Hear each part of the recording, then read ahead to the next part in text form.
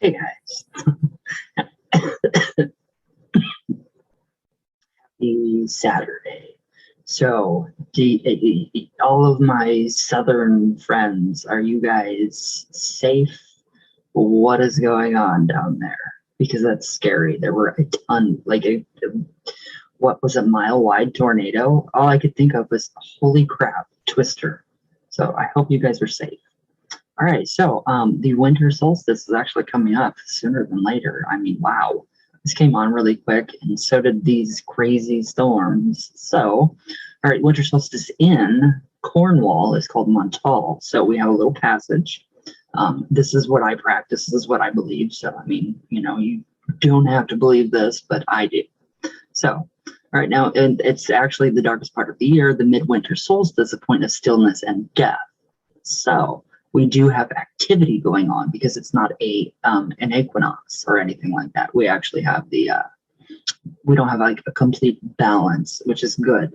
So this is leading to rebirth. The process of descent and withdrawal has reached completion. And from here, the only movement possible is the commencement of a reawakening, regeneration, and rebirth. So it is also a time of transformation.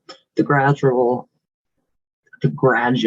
return of the sun and of the serpent celebrated with sacred fires upon which the Montol mock is buried.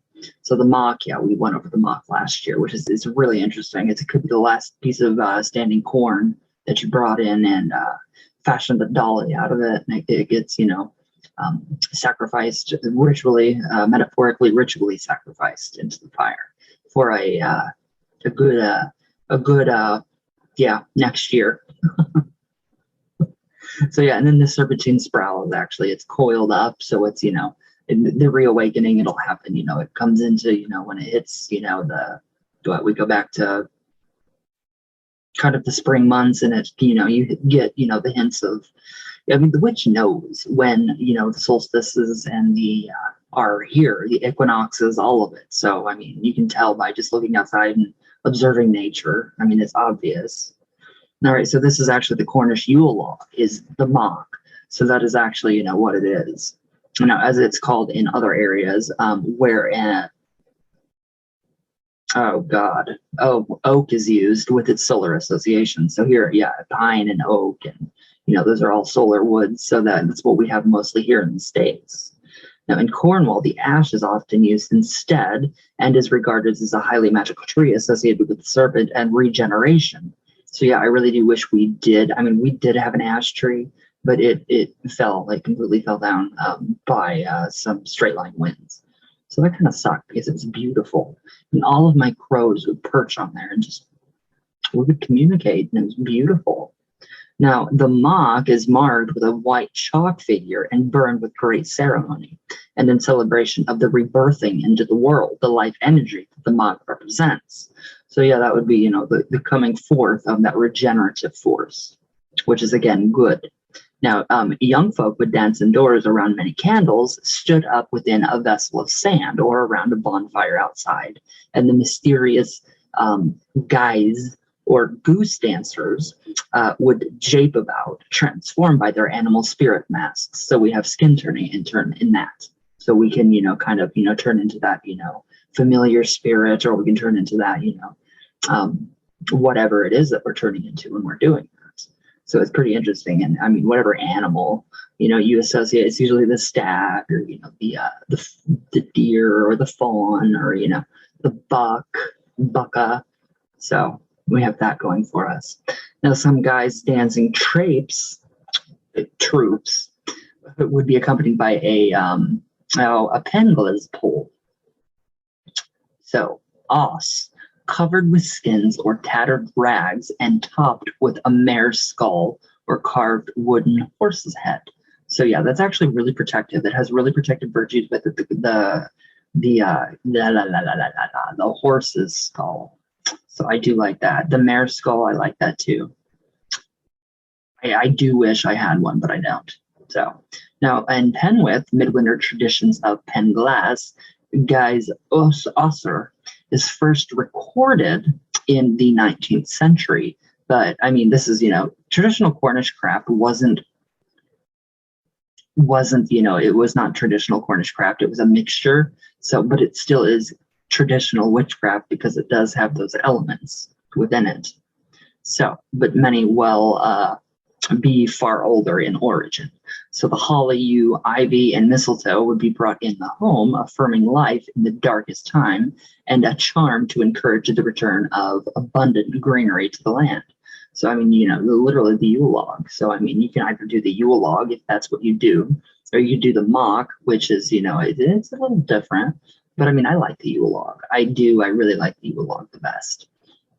Since it's really interchangeable right there because it is traditional craft, you have a little bit more room to be more creative. As in, you like if you were Wiccan, they follow. I don't even know what they do anymore. So, anyways, I'm not going to talk about that now. As the mock was brought into the home and placed upon the fire, each member of the household would light a painted candle from it to partake of the rebirthing of the sun and the serpent. The serpent. So that is, yes, we are trying to encourage, at this time to, really get the serpent energy back up. So we want to stir it up or dance it up or drum it up even, or even, use wind roars and, magical instruments that are going to help us to, completely bring that back. Let me see, where'd I go? Now the children were allowed to actually stay up late and drink to the mock. So that's really interesting. Kids were allowed to stay up and drink. I don't know what they were drinking, but hopefully not alcohol because, yeah, it's bad. It's really bad for you. I look like a cone head. Literally, I don't know what's going on. There we go. Anyways, it's just my hair and the lighting, so it looks like I have a freaking, giant halo. There's something descending down from, I don't know what it is coming into my head, but it's something. But yeah, I feel like the midwinter times are, the best times. People say that Samhain or, Samhain, or, Allantide, those are the more magical times and the veil is lifted more. So I don't really see a veil at all.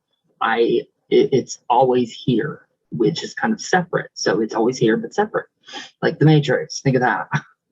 But I think that, the midwinter times are more magical. You have better spirit communication. It's just, I think it needs to really be reversed because Samhain, I don't feel on Samhain, I don't feel that.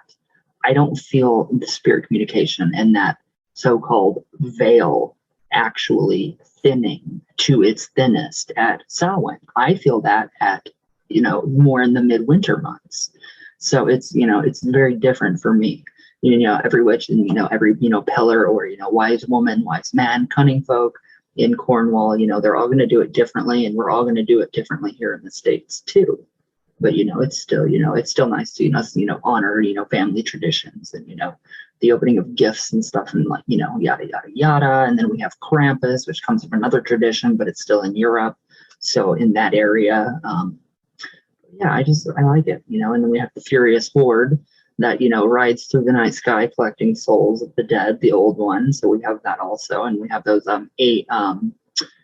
they're the mythology, behind it and, the stories and, the oral history of, traditional craft in Cornwall, it's just very mixed with, the Sabbats.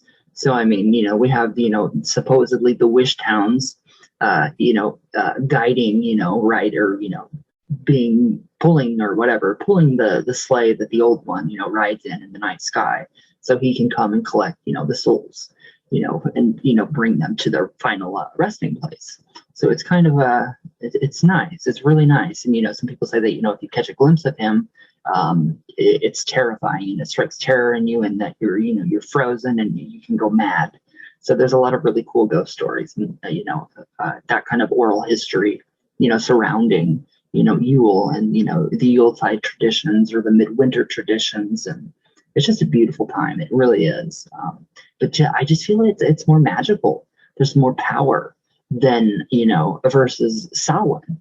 So, it's just, does anybody else feel like that too? It's weird for me. It's just weird. It is, but it's cool. So, I like it. I wish I had a hearth. I really do. I'm really thinking about investing in a small fireplace or something like that. But I have a hearth. It's my altar. So, but yeah, what do you guys do?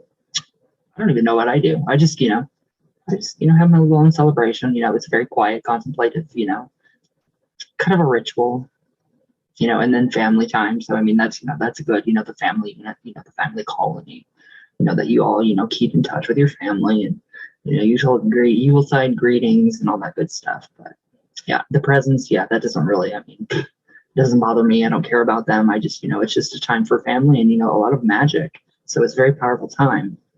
But what do you guys think about that? Does it feel more magical and more powerful to you during midwinter, or does it feel more powerful for you during another certain, area or, time period or, whatever? But all right, guys. So yeah, that's pretty much as, a few like basics of, the Cornish Yuletide. So, and then a little extra pulled in from, areas, around Cornwall. So we're keeping it traditional, but it does change from region to region. So it's going to be completely different from one region, like say Cornwall to Devonshire. So yes, very different. But all right, guys, I hope you guys have a good day. I really hope you guys are, safe from the tornadoes, the people that, in the South.